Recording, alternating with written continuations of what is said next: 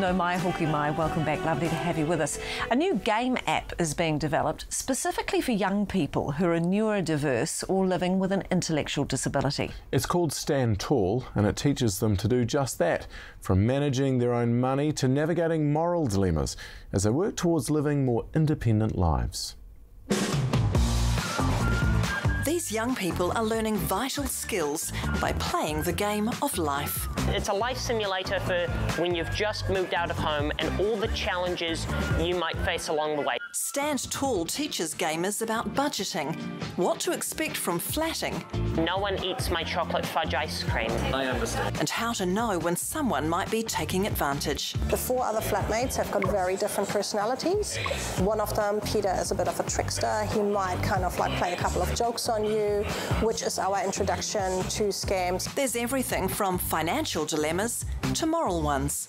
I ended up breaking a cup and I was pretty low on money. And it's just those decisions that are quite difficult. They seem very easy, but it's very difficult.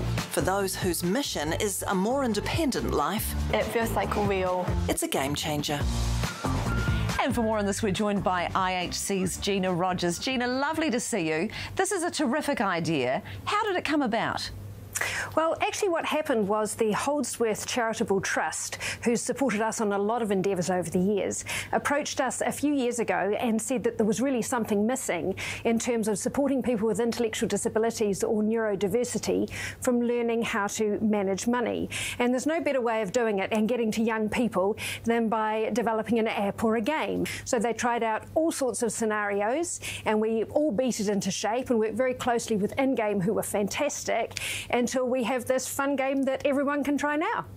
So who exactly is the game for, Gina, and what's the feedback been so far? Well, the interesting thing about it, so the idea is that it's for teenagers or for young people who are looking for independence. So the game starts off where you move into a flat and you have to make all sorts of decisions. How are you going to manage your money? Are you going to do the chores that are yours? How does it work at the flat meeting?